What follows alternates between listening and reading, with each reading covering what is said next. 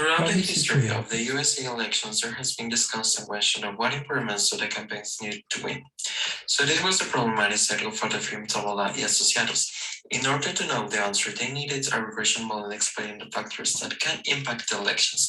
But there is a risk while choosing the corresponding variables such as population, studies, demographic information, and so on. The risk is involved with the fact that those variables are useless or unnecessary because they don't directly affect the decision of the society. So it is needed to find the good variables by checking the violations to obtain the correct model. Thus, the direction and segmentation of the voting profile can be defined to create the strategies needed to obtain more votes in the elections of 2024.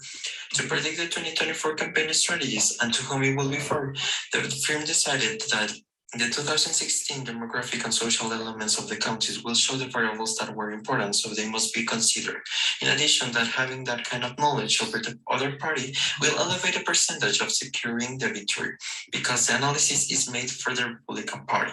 So in order to know if they need to continue with the strategy given that year or to change it, the selected variables need to give the answer. Firstly, we choose the variables and start testing, starting with the multicollinearity and checking the VIF in which were less than 5, so there was none. Next, the heteroscedasticity, and we check it with the Birch, Pagan, and White strategy, and we try to correct it, because we have heteroscedasticity, but we didn't come up with a solution. Instead, we took for the p-values, and they were less than 5%, so we decided to keep these variables and continue with the autocorrelation, which was tested with the Darwin-Watson and Birch-Godfrey methods, and we discovered that we didn't have autocorrelation, and the last step was the creation of scenarios.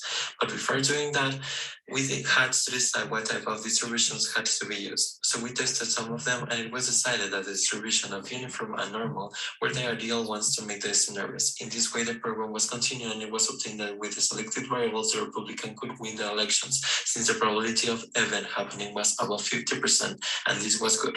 So we started creating the campaign strategies. The strategies that should be taken should be based on the 4 independent variables that were found and evaluated through the program, such as uninsured, well, not Latino population, Democrats, and teen votes. The first strategy that I propose is to focus on those people who have not had the best of luck, either because they did not have insurance and something happened to them, or simply with those who became parents at a young age. It is to make this speech that they are not alone and that they have the support of the government. In this sense, is to implement some type of government support. Since words are not enough, there must be evidence that it can be done. This can be focused on the support program or some type of credit that they can afford. In this way, you can gain this kind of sector. And on the other hand, also within his speeches include a white population, since they show a strong behavior towards the votes that Republican obtains. Maybe include a bit of elevation speech. This is related to the fact of putting the white race above the others, so that it is understood that they have their support, but it has to be done in a subtle way. Since times are changing and an inclusion mindset is getting power, you need to be very careful. In addition, that the fact that these variables don't mean that other sectors of the population are neglected, only that certain groups are given more attention, since their votes also come from other people outside this section. Finally, reflect the campaigns in places where the percentage of Democrats is lower, since if you go to counties where the other party predominates, the strategies won't work. So the risk is much higher than if you went to those places where the Republican Party predominates. Carrying out these strategies is that you can have a higher percentage of victory over the other party, and it is better this way, since in 2020 they lost and wants to regain the power they had before. In addition to the fact that the ideas must be innovative and listen to the needs of their people, because otherwise, even if they make a lot of efforts, they will not be convincing in order to win.